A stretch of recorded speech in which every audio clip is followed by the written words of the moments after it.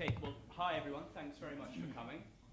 Welcome to the International Institute for Strategic Studies. I know we've got a lot of long-standing members in the room, but there's also some new faces here tonight, so welcome very much to Arundel House. For those of you who don't know, the IISS is a world-leading think tank on security, foreign policy, strategy, operating here from Arundel House, but also from our offices in Washington, DC, Manama, Bahrain, and Singapore. I'd like to introduce the people who are going to be speaking tonight. We've got Dr. Matthew Harries. Matthew Harries is the editor of Survival, which is our international relations journal, and he's also a research fellow here. Only the managing editor, Robert. Don't. You Inadvertently can't promote me without my boss in the room. That'd be, And of course our guest, Dr. Andrew Preston. He's a fellow of Clare College, University of Cambridge, and he's also the director of a new institute, which is the Cambridge Institute on Religion and International Studies, operating out of Clare College.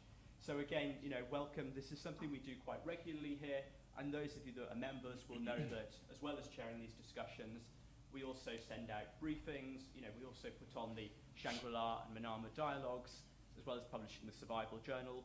So we hope that some of you will consider becoming members of the think tank if you're interested in what you hear this evening.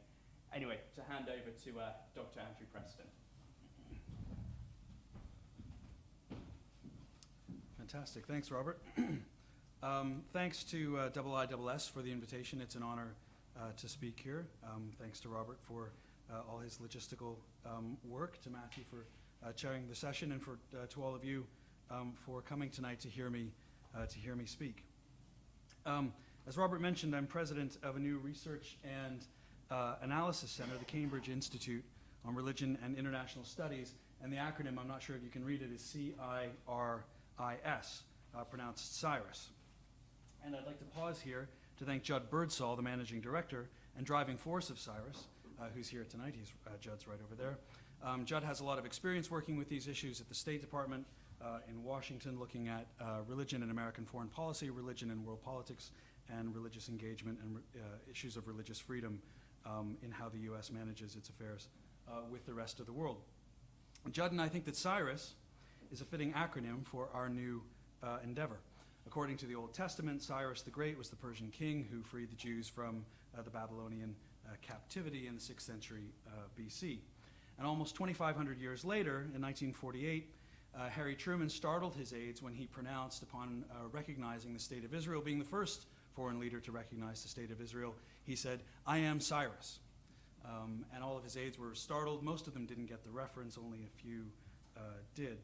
And to his more secular-minded advisors in the State and Defense Departments, they weren't just startled, but they were extremely alarmed when they figured out what the reference "I am Cyrus" actually meant. Because virtually to a man, they all thought that recognizing Israel was against the American national interest, and that it was very much in America's interest not to recognize Israel, but instead to, at the most, act as some kind of balancer between Zionists and Jews in the Middle East, and Arabs as well. And so Cyrus, in a number of ways, really fits perfectly with what we're trying to do here in Cambridge. In Cambridge. This leads me to the question in the title of my lecture, which isn't up on the screen, but that's all right. I was asked to send in a title, and I did, and it was, does American foreign policy have a soul? And that's really the question that I'm going to try and answer this evening. By this, I don't mean to question whether American foreign policy is moral, or progressive, or ethical, whether it has a soul in that sense, although we can certainly discuss and debate that in the Q&A that follows my talk. What I mean is, does religion shape America's engagement with the rest of the world? If the answer is yes, how can we account for it? How do we measure it? If there is a religious influence, what exactly does that mean? And the answers to these questions are going to form the basis of my talk, and I hope they provoke a response in you, and we can discuss it in the Q&A afterwards. So, does American foreign policy have a soul? My answer is indeed an emphatic yes. And my guiding question has always been not whether religion has helped shape U.S. foreign relations, but how and why. And I'd just like to pause here for a second to say, or to emphasize, that what I'm not arguing is that religion is the driving force of American foreign policy or the dominant influence on American foreign policy. But it does play a large role in shaping American foreign policy and in shaping American engagement with the wider world. And it plays a much larger role than historians or policymakers or diplomats or political scientists have previously recognized. It makes me think of something that John Kerry said when he became Secretary of State in 2013. He said, "If I went back to college today, I think I would probably major in comparative religion, because that's how integrated it is in everything that we are working on and deciding and thinking about in life today." And what he meant was religion would be most useful to him. Of all the subjects, economics or politics or history, it would be religion that would be most useful to him as Secretary of State, which to me is a fairly striking observation. Not everyone agrees. In fact, there are a lot of critics of those. Sorry, I'm just going to get rid of this because it's going to fall down. Not everyone agrees. And those who argue that religion has played a role in shaping American engagement with the rest of the world, and especially those who argue that religion has played a role in shaping American foreign policy, have our critics. And so what I'd like to do for the rest of my talk is really give an extended answer to my leading question: does American foreign policy have a soul? And I'd like to draw on a few examples, but one in a little more detail than the others, from a book that I wrote that Robert mentioned a few years ago. Okay, first, the critique of what's been called the religious turn in American diplomatic history and also in international relations and political science. These are those people who, in the last 10 years, have really criticized observers such as myself who argue that religion has played a large role in shaping American foreign policy. These critics of the religious turn focus on whether religion has ever trumped the national interest, and that's a common phrase. Has religion ever trumped the national interest? In other words, has religion ever forced American policymakers to do something that is against the American national interest? Rational choice still predominates this view. It still predominates history and political science. And here people are looking for a direct link between cause and effect. Something where we can find instances in which religion led the United States to do something specific and then really was an overriding factor when weighed against all other factors. There are examples of such situations, and Harry Truman recognizing the state of Israel, I would submit, is one of the most prominent, but it's not the only one. And yet I'd like you to keep that question in mind as I go through my examples and as I go through my talk, and I'm going to return to that question towards the end, about whether religion, what kind of role does religion play in shaping U.S. foreign policy, and does it actually trump the national interest? So before I get to that, a brief word on my own work on religion and American foreign policy, and more specifically on a book that I wrote and was published a couple of years ago, called Sword of the Spirit, Shield of Faith, Religion in American War and Diplomacy. In this book, I trace the roots of the relationship between religion and foreign policy back to the colonial era and carry it up through to the present. I argue that religion was a consistent influence on American foreign relations, that it ebbed and flowed, that it wasn't always determining, in fact, that it was rarely determining, but that it was always there and it was always an important causal factor. My book's central premise is that while religion provided many Americans, not all Americans, because all Americans weren't religious, but that while religion provided many Americans with a cultural and ideological lens through which to view the world, a mental map, if you will, there was no one single religious influence, but many. And that through an endless series of arguments about America's role in the world, they often produced a synthesis that pushed U.S. foreign policy in a highly moralistic direction. And so one of my key research questions was, why is U.S. foreign policy so moralistic? Why is the American approach to the world so unusually normative and values-driven? And a large part of my answer is the unusual prevalence of religion in the making of U.S. foreign policy. Of course, that was a large part of my answer. That was the book I was writing, and I surprise, surprise, found the answer to the question I was asking in the research that I was conducting. But I do think that religion is a large part of the answer in why the American foreign policy, over a long period of time, has been so unusually moralistic and normative. For all these reasons, I entitled my book Sword of the Spirit, Shield of Faith, which comes from the cobbling together of two phrases of Paul's epistle to the Ephesians on how to be a proper Christian. This was a moment when Paul was telling the very first Christians, or one of the very first groups of Christians, what it meant to be a Christian, and he told them they had to don the armor of God, which included a number of components, the breastplate of righteousness and other components, but two of the things that he thought were most important were brandishing the sword of the Spirit and wielding the shield of faith.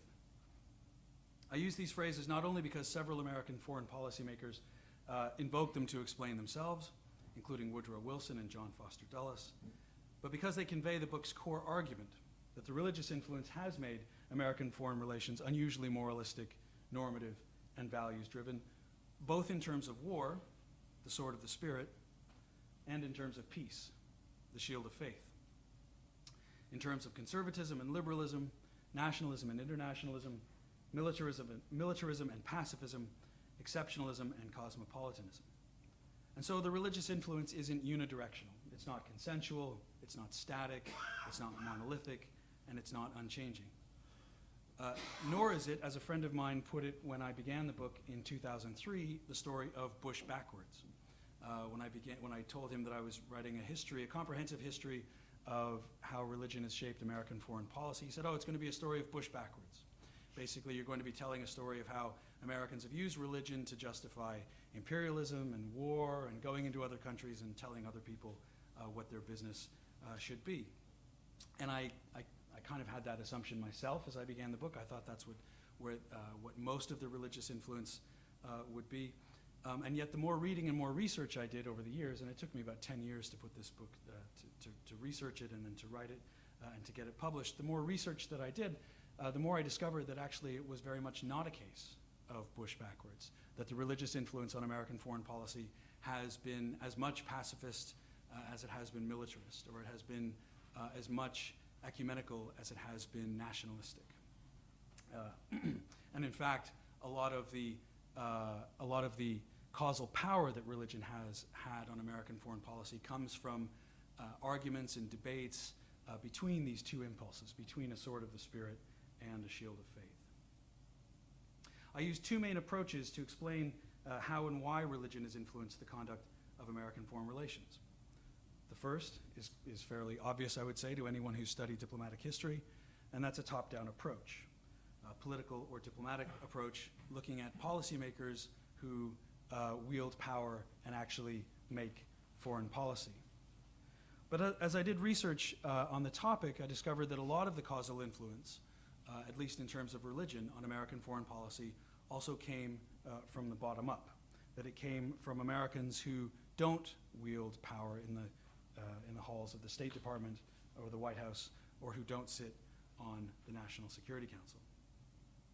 Common to both these groups, the top down, the bottom up, is that religion shaped their perceptions of the wider world and of America's proper role in it. And just as the analytical engine of the book is powered by debates between the sword of the Spirit and the shield of faith, it's also driven by debates and arguments and pressures between these two groups of top-down policymakers and ordinary Americans who pressure the government to do certain things in terms of foreign policy. And for the rest of my talk, I'd like to use an example in some depth of a president who used religion in policymaking to explain what I mean. I'd be happy to talk about others too that are either in the book or not in the book. And what I'd like to do is focus mostly for now on the first of my two approaches, and that's the top-down approach in looking at elite policymakers who actually make policy and how religion has influenced their foreign policy. Well, this might seem like a simple point. American foreign policy has often been influenced by religion simply because many foreign policymakers themselves have been religious, and that they've given religious faith and ideas a great deal of importance in crafting their foreign policy. We have to be careful about speaking about individual belief and then linking individual belief to behavior, such as politics or foreign policy. It's difficult, if not impossible, to speak with any certainty about what people believe in terms of religion. It requires access to an interior mental world that we just can't get access to. Nobody can. In fact, that person about whom you're speaking doesn't really have full access to that interior mental world. There's ultimately no way of knowing, there's no way of empirically demonstrating what anyone believes or does not believe. There's no way, even if anyone in this room right now told me what they believe in terms of their religion, there's no way that I can demonstrate that. There's no way that I can prove it empirically, beyond any doubt. There's probably no way for you to prove that either. And so if it's impossible for me to do that with anyone in the room here tonight, it's obviously much more difficult to do that with someone who lived 25 or 50 or 100 years ago. And for that reason, sociologists and anthropologists who specialize in religion are very wary about making claims of belief, that such and such a person believes this, or this group of people believes that. As an historian who wants to demonstrate the link between religion and foreign policy, that's a big problem, obviously. And when I began speaking to audiences of religious studies scholars and sociologists and anthropologists, I was stunned to discover that people who study religion don't really like to speak of religion at all, because it's impossible to define religion with any precision. Not one definition fits anything that we might term as religion. And I was also stunned to discover that social scientists specializing in religion don't like to make claims about belief. And so this was a serious problem for someone like me who wanted to look at exactly how belief does shape the material world or the political world. And so as historians, I argue that the best we can do is examine the manifestations of belief, both private and public, and to look for consistencies and regularities between publicly stated faith and what we know about somebody's private faith, to look for consistencies and regularities between the two, or to look for inconsistencies and irregularities. The best we can do is take the evidence that we have about somebody's belief, to compile as much of it as we can, and to really come up with a record that we think, as an historian, that one might think stands up to a consistent test. In other words, for historians of American foreign policy, did policymakers take religious ideas, observances, and other manifestations of faith seriously? Was their public use of religion consistent with their private faith? Did they make religion a central part of their life? Was it a part of their policymaking? And the answers, I would argue, are sometimes surprising. For example, I argue in the book that the foreign policies of some of the most personally devout presidents, such as Jimmy Carter, were not as religiously motivated as we might assume. I don't think there's anyone who doubts the depth and sincerity of Jimmy Carter's faith, and historians then usually assume that it played some role in shaping his foreign policy. But I could find very few religious fingerprints on Jimmy Carter's foreign policy. Then there are those like Woodrow Wilson, John Foster Dulles, or Ronald Reagan who were clearly religious and whose religion clearly influenced their worldview and their foreign policy. But I argue in ways that historians have not fully appreciated, or sometimes, especially in the case of Dulles, have completely misunderstood. Other figures, such as Richard Nixon, professed a great religiosity while almost entirely ignoring it in the making of their foreign policy. And here the inconsistencies, to me, were telling. Richard Nixon was the first president to ritualistically sign off a speech with "God bless America," and every president since Nixon has done that.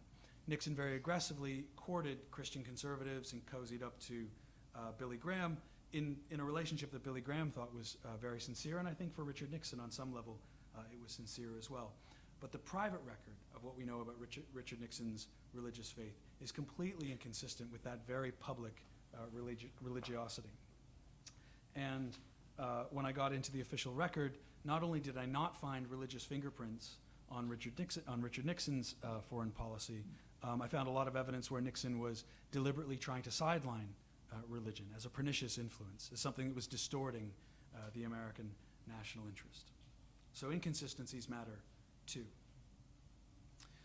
I also argue that other historical figures who are not normally thought of as particularly religious, such as Abraham Lincoln, Franklin Roosevelt, or George Kennan, did regularly turn to religion and often used religion to craft their foreign policy, or at least their thinking on how America should engage with the wider world.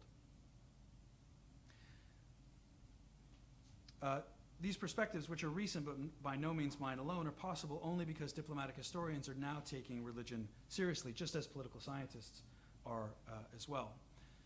And yet still a lot of that work is in examining the world that we live in today and we've lived in since 9/11, and as the cliche goes, trying to put religion back into international relations, put religion back into world politics.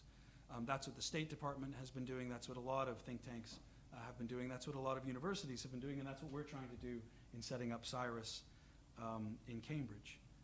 And yet, I still think that observers, historians, political scientists, and analysts in think tanks don't take American religion seriously enough, and that we still need to explore how American religion has shaped American foreign policy.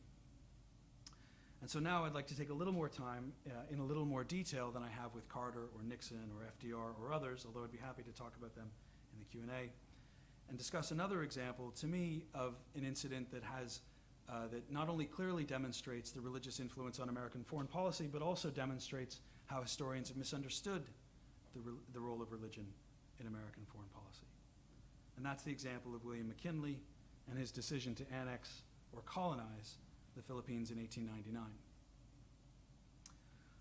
Just a little bit of background context, although I'm sure a lot of you know it already, especially because the Philippine War has become extremely popular in the United States, in political circles, in the think tank world, and also in academia, because it was a war of counterinsurgency. It was probably America's first war of counterinsurgency, except for the Indian Wars on the plains after the Civil War. But scholars and analysts and military strategists have been turning to it anew in the last dozen years or so for lessons for Iraq and Afghanistan and other conflicts. And so I'm sure a lot of you are familiar with it. But if not, just a potted history of McKinley's decision to colonize the Philippines. War between the United States and Spain ended in 1898, and it ended in a resounding victory for the United States. This was John Hay's splendid little war. It lasted a matter of months, and casualties were disproportionately heavy on the Spanish side at a ratio of more than 10-1. The United States was in possession of Cuba and Puerto Rico, and Americans had a very clear idea of what they were going to do with Cuba and Puerto Rico. But the war ended with the United States in possession of Manila as well. Not the rest of the Philippine Islands, but the port and city of Manila, and nobody really knew what to do with the archipelago as a whole. It was a very difficult decision and extremely controversial at the time. It was probably, I would say, as controversial as any other foreign policy moment in American history, if we think in terms of popular protests, congressional hearings, people writing in newspapers, politicians making very strong stands on the issue. I would say it was more controversial than the Iraq War and easily as controversial as the Vietnam War. Even many imperialists were first opposed to taking all of the Philippines as an American colony. There was no doubt that the United States was going to retain control of Manila, which is one of the best natural harbors in all of Southeast Asia, and in all of Asia, I would say, and it was considered at the time a very important stepping stone from California to Hawaii, which had also just recently, in 1898, been annexed or colonized by the United States. And then the next step would be Manila, and then to China. But taking all of the Philippines was much more controversial, and even many imperialists at first, people like Alfred Thayer Mahan or Henry Cabot Lodge or Theodore Roosevelt, were opposed to taking all of the Philippines. And when American negotiators sailed for Paris in the late summer of 1898, they still didn't have their instructions on what to demand vis-a-vis the Philippines. They knew exactly what they're going to tell the Spanish they wanted in terms of Cuba or Puerto Rico, and in terms of what size indemnity the United States would pay, but they still didn't have their instructions of what to do with the Philippines. Well, President William McKinley decided, shortly after American negotiators sailed, to demand from the Spanish control of all of the Philippine island chain. And he infamously explained his decision to annex the Philippines as divine inspiration. In a meeting with missionary leaders from the Methodist Church, which was his own denomination, he said, and this is one of the most famous, most oft-quoted passages in American diplomatic history, almost any textbook you'll pick up, in American foreign policy since whenever, as long as it's before 1898, 99, you'll come across this passage or maybe an excerpt of it. And what he told the Methodist missionaries was, "I walked the floor of the White House night after night until midnight. And I am not ashamed to tell you, gentlemen, that I went down on my knees and prayed Almighty God for light and guidance more than one night. And one night late, it came to me this way. I don't know how it was, but it came. There was nothing left for us to do but to take them all and to educate the Filipinos and uplift and civilize and Christianize them, and by God's grace do the very best we could by them as our fellow men for whom Christ also died." So basically, God told him to take the Philippines. In 1973, in a major article called Imperialism and Sincerity, a very distinguished historian of American foreign relations, Akira Irie of Harvard University, took McKinley to task for being, well, insincere. And almost all historians of this phase of American imperialism have agreed. Until very recently, if you picked up a book on the colonization of the Philippines, McKinley's justification and his invocation of divine inspiration is quoted and then immediately dismissed and derided. According to Irie's view and that of others, of the vast majority of historians, McKinley wasn't motivated or even informed by religion, but by other factors, be they strategic, political, diplomatic, or economic. In this view, religion wasn't a false consciousness so much as a cynical cloaking device to justify a decision taken for other reasons, be they strategic, political, diplomatic, or economic. And all those reasons are certainly important. I would never, I hope I'm not getting up here and telling you that the American decision to take the Philippines had nothing to do with strategy or economics or diplomacy or great power politics. They were all certainly important. But as I was grappling with this story and figuring out how I was going to deal with it in my book, it struck me that none of the historians from Irie on down had ever bothered looking into who McKinley was or what his religious background was. And as I did, a lot of things became apparent and also extremely striking. McKinley was raised in an evangelical Methodist household in Antebellum, Ohio. He had an intensely devout mother to whom he was extremely close, and he loved listening to Methodist circuit riders. These are the preachers who would ride into town on horseback, deliver a very sort of charismatic, incredibly engaging sermon, and then ride on to the next town. That was one of McKinley's favorite or fondest childhood memories. Like many evangelicals, benevolent reform and not the pro-business policies he would later adopt brought him into the Republican Party. The Republican Party, remember, was founded as an anti-slavery party in the 1850s. This is what made him a Republican, was moral reform. As a student, McKinley was president of the YMCA in Canton, Ohio, at a time when the C in YMCA meant everything. It wasn't a place to go and play basketball, but it was a Christian missionary organization.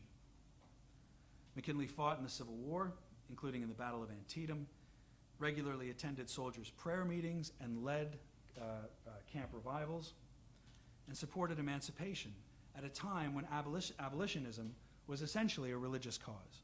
In 1860, 61, 62, the only abolitionists, or I'm sure there were some secular abolitionists, but they were few and far between, but the vast majority of abolitionists approached the question of slavery from a moral perspective and argued that slavery was a moral wrong. It was a sin. There were either Unitarians or evangelicals, and McKinley fell on the evangelical side of that spectrum. After the war, McKinley favored radical Reconstruction. Radical Reconstruction was the program the Republicans tried to put in place to give freed slaves complete equal rights to whites in the South. And it was a radical program. He was very supportive of radical Reconstruction and extremely critical of the South's treatment of its freed slaves. Also after the war, he and his wife Ida were leaders in the temperance movement for the prohibition of alcohol at a time when temperance was an evangelical cause. As a lawyer, he represented miners' unions and other progressive causes, and as a congressman, he voted in favor of the Bland Free Coinage Bill and the Sherman Silver Purchase Bill. Now, this may not mean a lot to people who don't know late 19th century American history, but this was one of the most emotive political issues of the day. And if you favored silver, you were in favor of the common man, you were in favor of farmers, and you were against big business, which favored a sound money policy of a strong gold standard. And as a congressman, he denounced segregation, the system of Jim Crow racism in the South, as it was beginning to take root in the 1880s. In other words, William McKinley was a devout evangelical Methodist in an era when evangelical Methodists were devoted to reform, from the antebellum benevolent empire and abolitionism to the social gospel of the progressive era. Methodists were committed to the notion of uplift, paternalistic, sometimes racist ideas about uplift, but uplift nonetheless, which when combined with faith-based ideas about America's virtue and manifest destiny was a tailor-made ideology for imperialism. At the same time, he came under a tremendous amount of pressure from missionary groups and also from organizations representing the rights of Russian and Romanian Jews. And missionaries, American Jews, were urging McKinley to inject much more religion and much more morality into his foreign policy. And here's where the bottom-up influence really manifested itself. McKinley wanted to be a Republican president, and so he moved to the right on race and economics. He sort of forgot about his progressivism on race. He forgot about his progressivism on economics. But in foreign affairs, he could still practice a form of progressive, faith-based activism and reform. So when McKinley got down on his knees and prayed for guidance about the Philippines, was he being, as most historians have explicitly said, insincere? Well, hardly. He often got down on his knees and prayed to God for guidance on difficult issues of the day. Indeed, it would have been odd had he not fallen down to his knees and prayed to God for guidance. And it was perfectly natural for him to embark upon a foreign policy grounded in notions of paternalistic Christian uplift. And I argue in my book this helps us account for the phenomenon of what I call progressive imperialism, which might seem like an oxymoron to us, although perhaps it shouldn't if anyone's been paying attention to the foreign policies of the United States and this country over the last 12 to 15 years. But it certainly wasn't an oxymoron to William McKinley or to Teddy Roosevelt, Elihu Root, Alfred Thayer Mahan, Josiah Strong, and other progressive imperialists of the late 19th century. And I don't use imperialism here as an epithet or as a judgment. That's the term that people used in the late 19th century as well. These men were all part, including the missionaries and the groups promoting Russian Jewry and Romanian Jewry, were all part of what Ian Tyrrell has aptly termed America's moral empire of zealous world reformers. And I argue in the book, and I would submit to you today, that the story of William McKinley can be repeated for any number of American leaders when we examine their foreign policy, where if historians have acknowledged their religion, they have dismissed it, I would say wrongly and unfairly and misleadingly, or they've ignored their religion entirely. And so the story of William McKinley can be repeated for Teddy Roosevelt, Woodrow Wilson, Franklin Roosevelt, Dwight Eisenhower,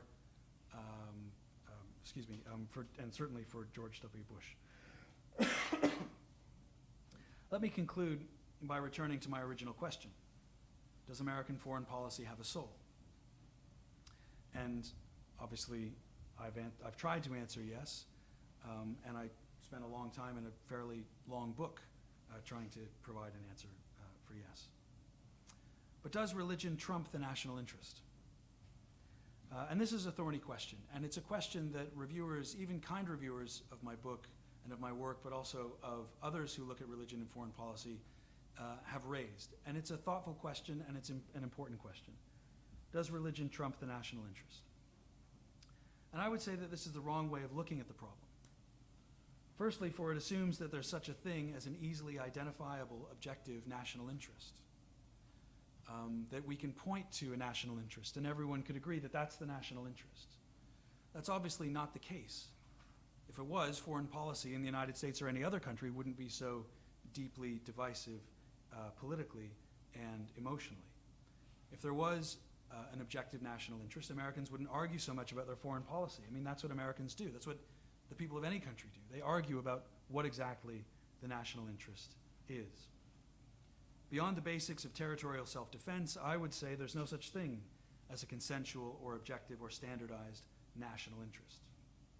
Instead, there are competing interpretations of how America, in this case, but any other country, should use its power in the world. This is where religion comes in. It doesn't trump the national interest. I don't think anything ever trumps the national interest. Instead, religion helps shape and define the national interest, just as a lot of other things do, too. Of course, religion is not the only shaper of the national interest. Religion doesn't explain everything in the history of American foreign relations. It may not, I would admit, even explain most things. Many episodes in American diplomatic history, even very broadly defined, had little to do with religion. But it was a factor much more often than we've realized or acknowledged, as I've tried to argue with the case of William McKinley. And in this sense, religion doesn't replace what we already know. McKinley decided to take the Philippines. Using a religious lens to examine that decision doesn't change the decision. The United States still decided to colonize the Philippines. But I would say that it enhances and sharpens our understanding of his reasons for doing so.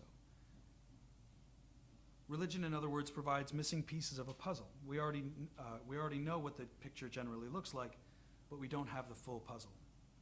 And by looking for these missing pieces, we can get a better sense of what the puzzle of American foreign policy history actually means. Thank you.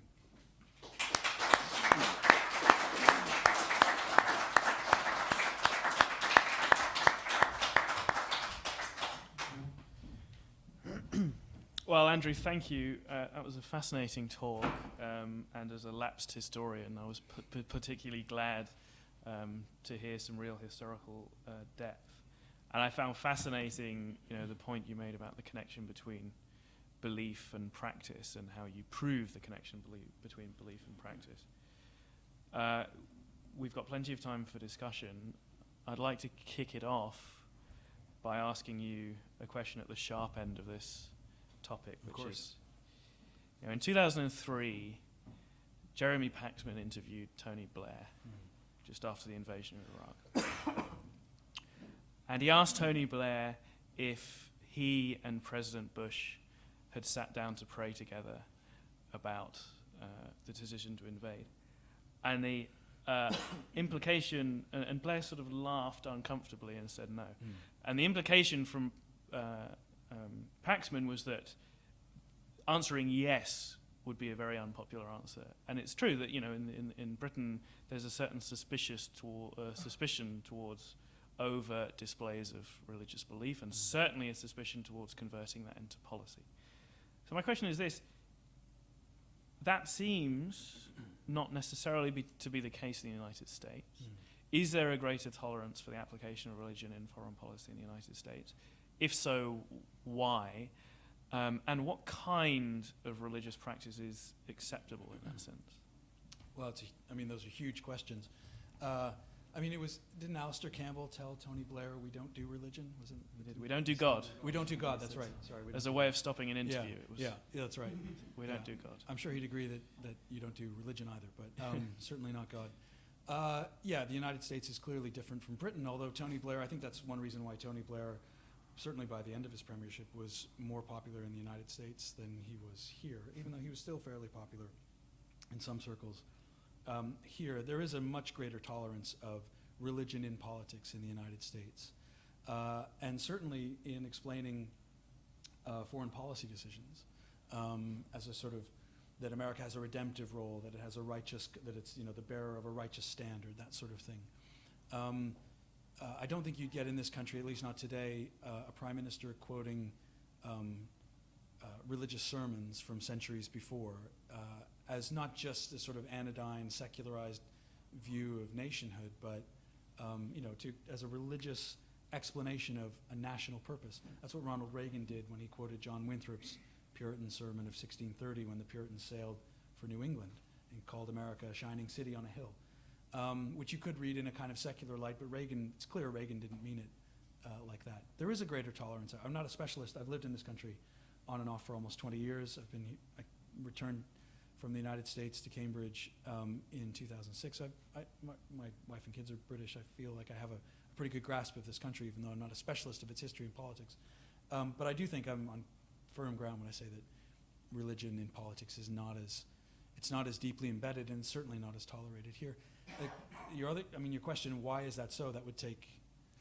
It does. There are full classes on that. I have some former students in the room here. They can attest to that. it's an important question. There are lots of answers, but to this day, religion is still very much a part of the American political fabric, of American public culture, even though the fastest growing religious community in the United States are the so-called nuns, not Catholic nuns, but the people who tick nun on the census for what kind of religion they have. Atheism is growing, but the nuns plus atheists, or the people who classify themselves, this is the biggest group of nuns, as spiritual but not religious, or religious but with no institutional affiliation, they're still a very small minority. And the United States is still self-identifiably almost 3/4 Christian, which is something, which is quite something. Thank you. Right, well, we'll open it to questions. If I don't know your name, I apologize. We have a mix of members and non-members here tonight. Please do, when I call on you, say your name and say where you're from. And I'll start with the gentleman here because I saw you first. Thank you for a brilliant presentation. Delighted to see that Global IWS takes the really important science seriously. I noticed, however, you are American. That might put you into a position of having a hard time appreciating what I'm going to ask you. First of all, you alluded to it a couple of times, but I think I pressed you on it. First of all, you implicitly, never explicitly said this is about Christianity. That might still be the majority, but there are Muslims, Jews, Hindus, Buddhists, you name it, in the US of A. So it would have been perhaps at least useful to acknowledge that this is about the role of Christianity in it. Since the foundation of the US, that has been the dominant religion, fine, but things are changing. What you're missing, and this is probably because you're an American yourself, is that America itself is a religion. You have to believe in the place. It's the exceptional nation. It's the indispensable nation. It's the only nation that dares to act on behalf of God, to go out there and transform the world in its own image. Now, for somebody like me, who proudly lives in the US most of his life, I'm happily married to one of them, or one of Americans. I live on Capitol Hill in Washington, D.C., so I have a fairly good impression of it. They're not like us. It's a country apart, it's a people apart, and there's something that infuses being an American that in its sense becomes its own, if you will, civil religion. So by looking at the influence of religion on foreign policy, it seems to me you're missing, in a sense, the whole question of national identity being so heavily infused in and being almost in and of itself religious, and therefore finding its expression in whatever it is that the US then does. So in a sense, what I would encourage you is to think beyond the influence of religion on America and of American culture, of American identity, if you will, from a constructivist perspective, as something that is in of itself something like a religion. So I wonder how you'd respond to that. Well, I'll start by saying I would bet, and I'm pretty sure I'd win this bet, that you've lived more for a longer period in the United States than I have, because I'm actually from Canada. I spent most of my time in Canada, but I have lived in the States, and I've taught in the States, and actually when I came to, but I do feel that I don't want to sound like Sarah Palin, but I did grow up on the U.S.-Canadian border, and I could see America. What could you see? I could see a forest in upstate New York across the St. Lawrence River in eastern Ontario. I grew up in the Thousand Islands in eastern Ontario. It's a beautiful part of the world, very, very rural, very, well, I wouldn't say remote, but it's, when I was growing up, I couldn't wait to leave because nothing happened there. Now I can't wait to get back every summer and spend a month there. We do that too. But no, I'm just being glib. That's as glib as a Canadian gets, by the way. That's right. Yeah. So no, I wouldn't actually disagree with any of what you said. My main defense, I will address a bit of it, and I'll try and be succinct because there's a lot there. My first defense would be to say that all that's perfectly valid. Those are perfectly legitimate topics to look at, and I've had graduate students work on them. I've worked on them in other, in other venues, in journal articles, or in other conferences. But the book I wanted to write was a story that I thought historians had been missing, and political scientists, and that was how American religion influenced American foreign policy. So in the book, I don't really deal with, I don't have a lot on Al-Qaeda, other to mention that it's an adversary of the United States, but I don't investigate Al-Qaeda, I don't investigate Israel or Islam in the Middle East or other religions. My focus, which actually there's more of a literature on that than there is on American religion, and you're right, it's absolutely mostly Christianity, but it's also Judaism, and Judaism has had a very powerful influence on American foreign policy for 150 years, not just since 1948. But Muslims haven't, Buddhists haven't, Hindus haven't, even though they are growing in American numbers, they haven't until very, very recently. they haven't had an influence on American foreign policy. I defy anyone to point. There are lots of examples of Christians influencing foreign policy in a Christian direction, even though it may not be called as such, or Jews doing so in a Jewish direction. I really, until very recently, I can't think of an example of, where I could point to a Hindu foreign policy that the United States has pursued, or Buddhist, or anything like that. And those are all worthy studies, and I've directed PhDs looking into those sorts of things. But it's not really the gap that I wanted to fill in the literature and the story I wanted to tell. How I came to write this book, I was teaching at Yale University in the States between 2001 and 2003. I arrived September 1st, 2001. 10 days later, obviously, 9/11 happened. I left in June of 2003 after the invasion of Iraq. So it was an incredible time, and I specialized in the Cold War. I was teaching seminars on the Cold War. It was an incredible time to be teaching this stuff at a university like Yale. And as we were looking at things like Vietnam and the Iranian hostage crisis and those sorts of things, history was unfolding in real time in the Middle East in terms of American foreign policy. I mean, if you were a specialist in American diplomatic history, it was an incredible moment. It was amazing. And a lot of people owe their jobs, including myself, to departments that decided then and there, we want somebody who specializes in American foreign policy, because it was a subject that was going out of fashion. Diplomatic history was going out of fashion. And it was revived, very much so, especially people who specialize in the Vietnam War, like I originally did. I really owe a lot to Osama bin Laden in that sense, and a lot of other people do, as silly in some ways as that sounds. And as we were studying this, as my students were taking this in the fall of 2002, spring of 2003, so leading up to March 2003, and you had George W. Bush and lots of other Americans using religion to explain their foreign policy. You had Tony Blair using very overtly religious language, no matter what Alistair Campbell or others told him, Paxman told him. You had Saddam Hussein all of a sudden speaking like a jihadist. And my students were asking me, where does religion come from? Why is our president using religion to explain American foreign policy? This doesn't sound right to us. It says a lot about Yale University, but anyway.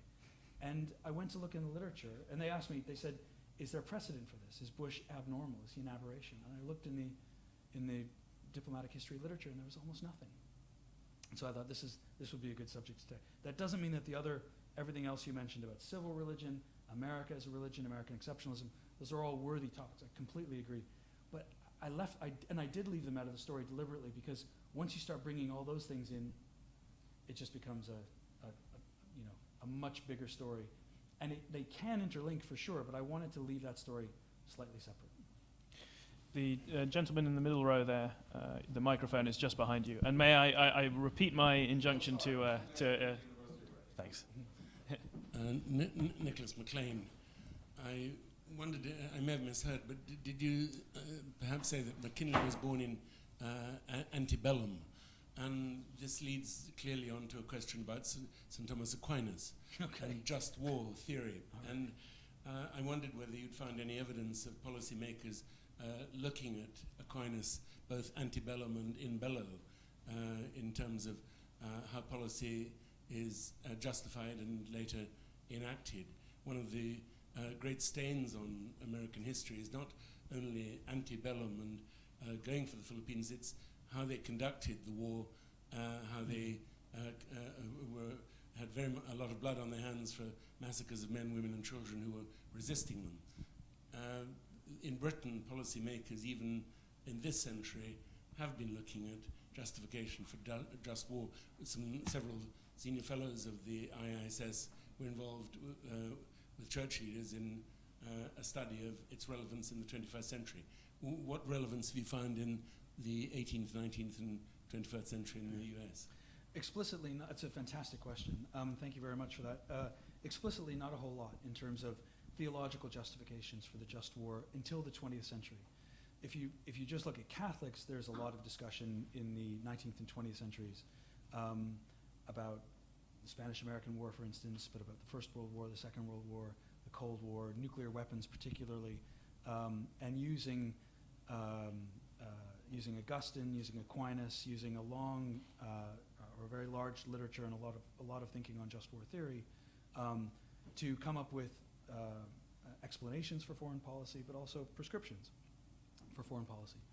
And until the Second World War, at least as far as I've been able to find, that was a dialogue that was more or less confined to American Catholics. This is just for the United States, by the way, not talking about other countries. I don't have the expertise to generalize about other countries.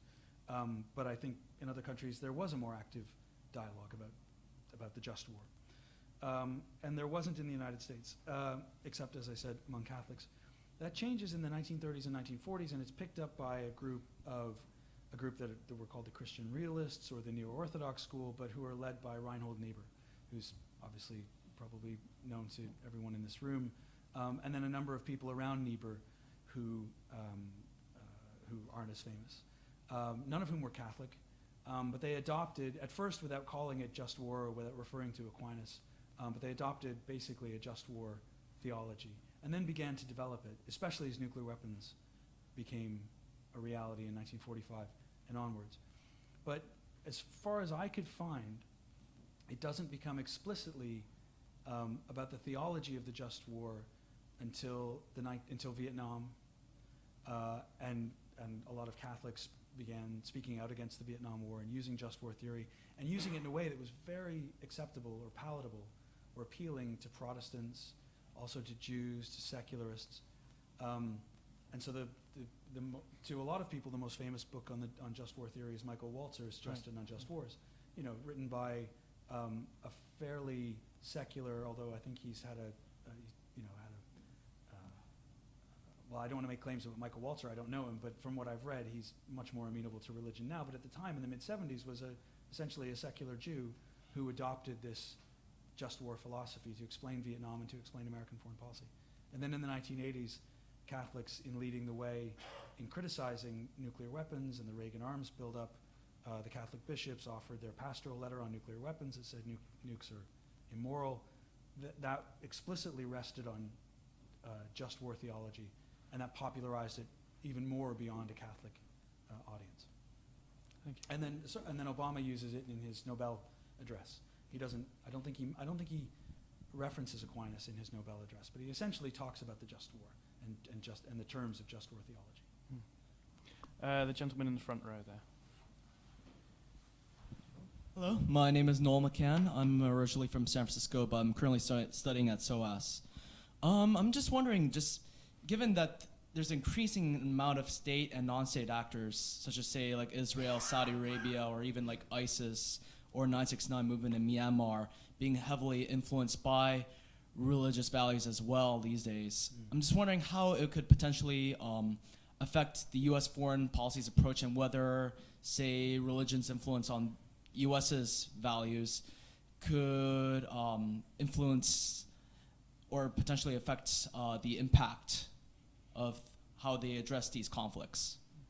I think that's a great question. I'm going to hijack it to add another, Good. which is, 125,000 Christians have fled Iraq from ISIS, and you have a Christian president of the United States. This seems to be a test of the, our national interests overridden by religion question. So, what is the link between religious belief and religious persecution on the part of other actors and American practice? Well, those are two related but different questions, and they're both huge. So that's what John Kerry meant to both. That's what I take John Kerry to mean when he said if he was to go back to college, he would study comparative religion. The world has become more religious, right? In defiance of secularization theory, of modernization theory. Whoever it was, Marx or Freud or Darwin didn't say it so much, but Darwinism obviously caused a lot of this thinking.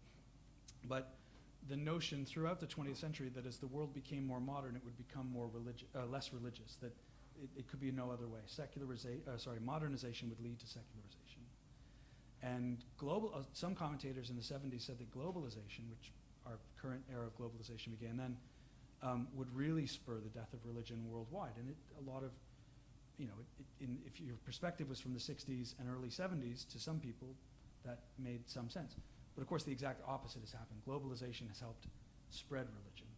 In fact, it's not only helped spread religion, it's helped spread the most pious, conservative, devout strands of any number of different faiths. So the countries that have been on the cusp, on the sort of cutting edge of globalization, South Korea, Turkey, Brazil, Russia for different reasons,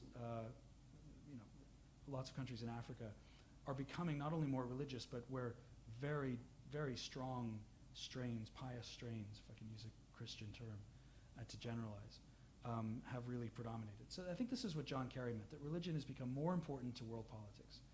It's an incredibly intractable, difficult problem to grapple with. And I think what he meant, and what I would argue, is that if you're an American foreign policy maker and you're trying to craft a strategic approach for the United States in the world has become very religious. A lot of American policymakers may not wish it were that so, or wish it that way, but it is, and that you have to have a better appreciation for other cultures, and by having a better appreciation for other cultures and their own strategic priorities, you have to have a better appreciation of their faiths and their religions and where they're coming from. But you have to do so in a way, and I think this gets to Matthew's question, you have to do so in a way, and this is the trick for a very religious country in the United States, you have to do so in a way that isn't Christian-centric or Judeo-Christian, or that isn't imposing a kind of American exceptionalism or a kind of Christian nationalism on other countries. And despite the United States becoming less Christian over time, although it's still very Christian, I've noticed and I've been surprised in the extent to which this is true of the British media as well, is that in most cases, as far as I can tell, or a lot of, maybe not most cases, but a lot of times, the atrocities or the impending atrocities or certain communities about to be getting wiped out in the Middle East, we've just seen this recently in Syria, are usually Christian communities. They're the ones that cause the most outrage in the Western press. So there is still a kind of Christian-centric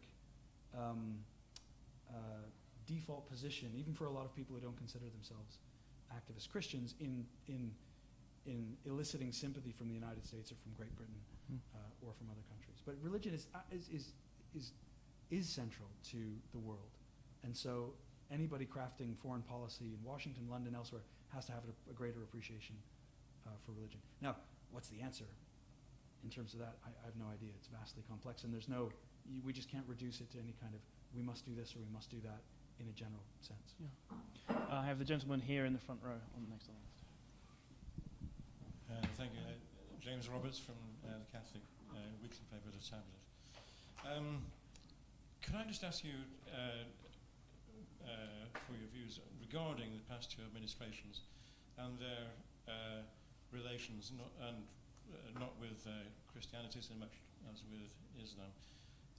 The National Prayer Breakfast, Obama earlier this year said, I think in historically probably fatuous terms, Christians shouldn't get on their high horse about the Islamic State because of the history of the Crusades, basically. He also earlier,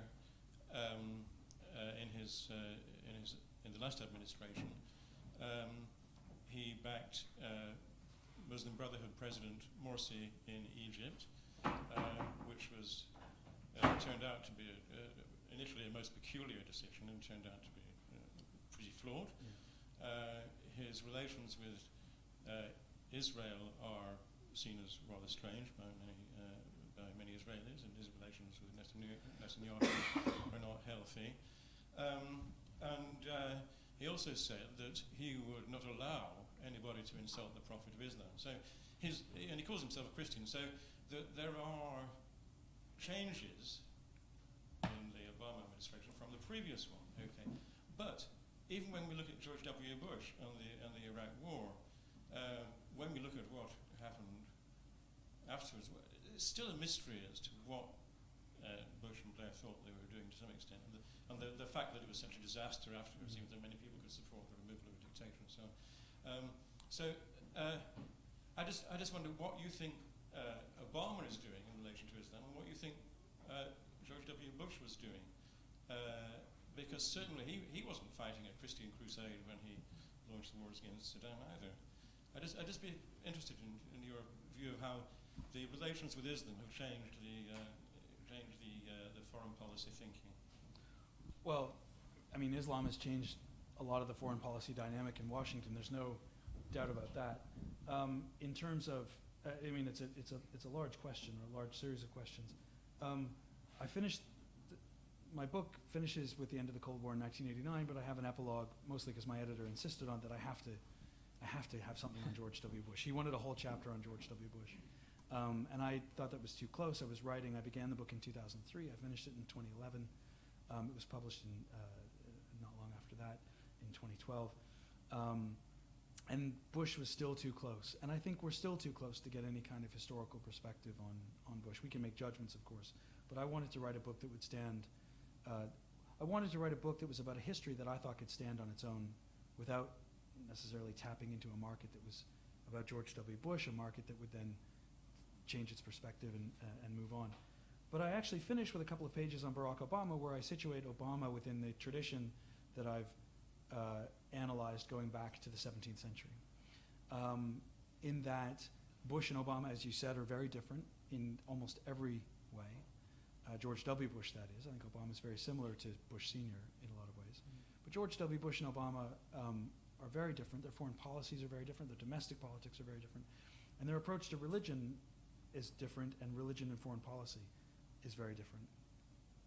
And yet Obama squarely fits in this very complex history, tradition that I tried to tell in the previous chapters of the book.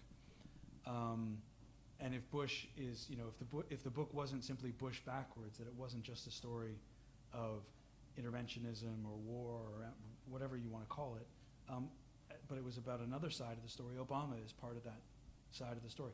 The thing about Obama is he takes a very intellectualized approach to faith, as he does a lot of other issues. So I find it difficult to get a grasp of Obama, even though he's written a lot, he's a very thoughtful man, but I find him harder to get to grips with than I do a lot of other presidents. And I think as time goes on and we have the release of more memoirs and interviews of people who worked with him, people who knew him really well, we might get a better sense of him. But obviously their approaches have differed entirely. There are some similarities, certainly in terms of foreign policy, but on the whole, there have been tremendous differences. Yes, the lady at the back. Hi, Fiona Adamson from SOAS, University of London. I was interested in the example you gave of McKinsey because there's kind of a convergence there of personal religious belief and strategic interests.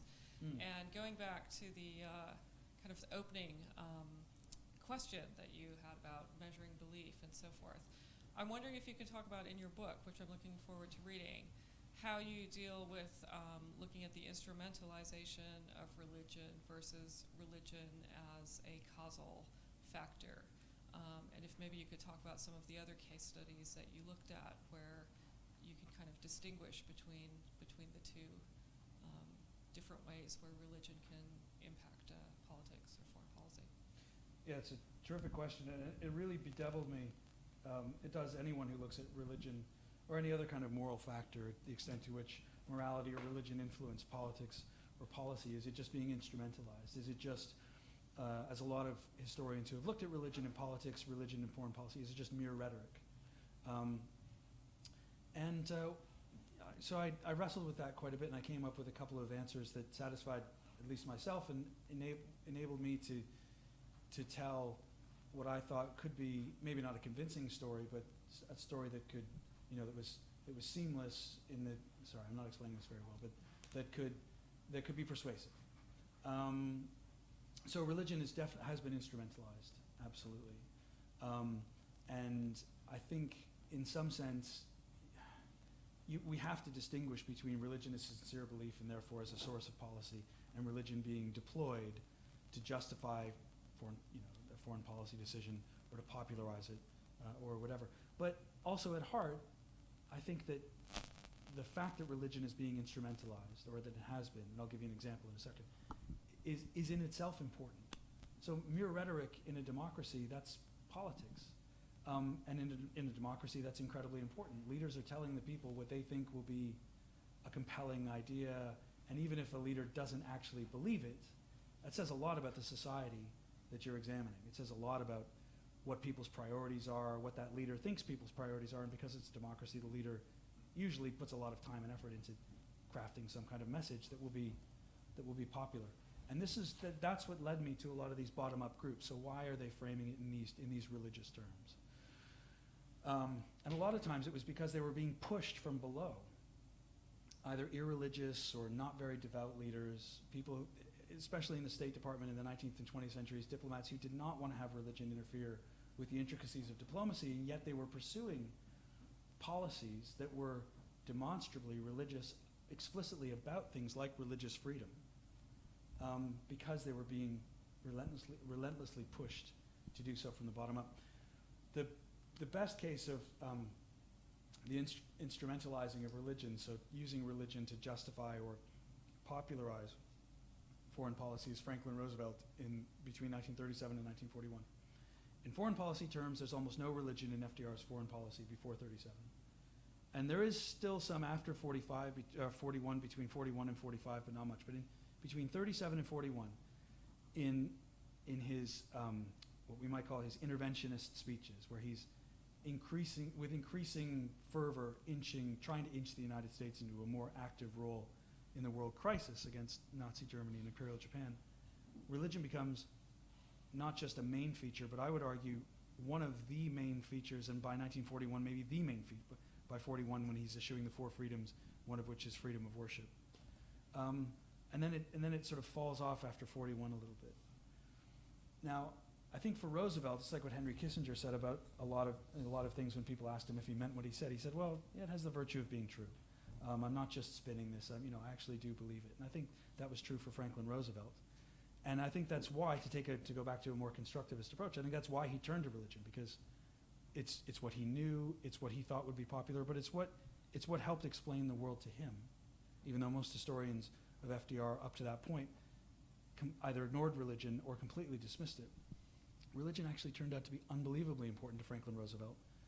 And I argue we know that because if you read the memoirs of the people who knew him for decades, who worked with him in Albany, who knew him in New York State, and who followed him to Washington, to a person, and some of them were women, that's why I'm not saying to a man, to a person, they all agreed that religion was, as Eleanor Roosevelt put it, the most powerful force in Franklin's life. And Eleanor Roosevelt we'd probably today call her an atheist, but she was at most an agnostic. She was not friendly to religion. This is something she described as, I couldn't understand why Franklin felt this way. I couldn't understand why he was so attracted to religion. But they all wrote that about Roosevelt. So I argue that in most cases of a leader instrumentalizing religion, it's a marriage of true love rather than convenience, to mix my metaphors. They're turning to it for a reason. And often the reason is because it makes sense to that leader, and it certainly did for Franklin Roosevelt. It's not always the case. Richard Nixon is the classic counterexample, where there's a lot of religion, but there's very little evidence. In fact, there's a lot of explicit evidence where he didn't want religion to inform foreign policy. But it's a tricky issue that I think makes the study of religion in foreign policy or religion in politics all that more interesting. Yes, the lady in the front row.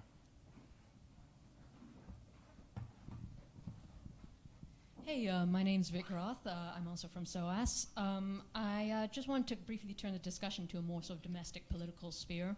I wanted to actually jump off the point you made about how Richard Nixon coined that, God bless America term we've become very familiar with regarding presidential speeches, head of state events. And I was wondering, do you think Christian religious expression is now not only a necessary but compulsory component to successfully campaigning as a U.S. presidential candidate? And if so, has this always been the case? Good question. A really good question. The Economist a few years ago had a sort of poll of polls, and it compiled polling data going back to the early 1950s. And pollsters, not the Economist wasn't conducting all of these polls, but it compiled a number of polls. And pollsters started asking people, either in the late 40s or early 50s, they said, would you vote for a fill-in-the-blank for president? And it was, they would originally ask about black, woman, or it would be Negro, woman, Catholic, Jew. I think those were the 4. And over time, pollsters added different categories. Homosexual. In 1968, they added Mormon for George Romney's run for the Republican nomination. Atheist was added. and so on and so forth. And over time, all of those categories have declined, so that recently only 1 or 2, maybe 3% of Americans would say they would never vote for a Catholic or a Jew or a woman, which is obviously 2 or 3% too high, but it's very small. And those numbers decline from sometimes 35, 40, 45, over 50% in the case of Negro, which changes to black, which changes to African American. There are 2 categories that haven't really changed over time. One is Mormon, which has stayed around 20%. So around a fifth of the American people would never vote for a Mormon under any circumstances for president. At least that's what they tell the pollster. And that sometimes it goes down to 18%, sometimes up to 22%, but it's always around 20%. The other one that hasn't declined, homosexual has actually declined quite sharply, although it's still higher than 10%, but is atheist. Atheist is still somewhere between 35 and 40%. So over a third of Americans say they would never vote for an atheist for president. And I think that's because there's a very powerful idea in American history and American political thought that morality is the source of, that religion is the source of morality. And that if you don't have a religion, you don't have a moral compass. And you still hear that today in the United States. It's a main criticism of atheism. You see it historically. Dwight Eisenhower got in a lot of trouble in the 1950s for saying France's main problem is that it's becoming it's not believing in God like it used to, and that's why it's becoming such a basket case of a country. He didn't put it quite in those terms, but he got in a lot of trouble in France, but also elsewhere for that. But you see that quite regularly in American history, that line of argument, sometimes put more politely or more diplomatically. But it's amazing to think that Barack Obama in 2008 was the very first president ever to acknowledge in an inaugural or in another major type of speech like a State of the Union, but in this case it was in his inaugural. He was the first president to explicitly include non-believers or people of no faith, as he put it, in the sort of spectrum of American pluralism of people who deserve rights. And to this day, I don't think you could run for president and be an atheist. And I think you could if you were a Jew. I think you could if you were another religion. Islam is an open question. I'd like to think that a Muslim could run for president and win. And I think that he or she probably could under the right circumstances. But I think, I think an atheist would be pretty hard pressed to win the White House. And it hasn't always been that way. I think we probably have time for one more question, if there is one. This is obviously a debate we could be having for a very long time. I don't see any, which it just remains then for me to thank Andrew for coming to talk to us. I mean, the role of acts committed in the name of religion or motivated by religion is clearly one that is not diminishing in international politics, and I'm very glad that we had the opportunity to listen to you and to hear the rich historical insight that you brought. So please join me in thanking Andrew.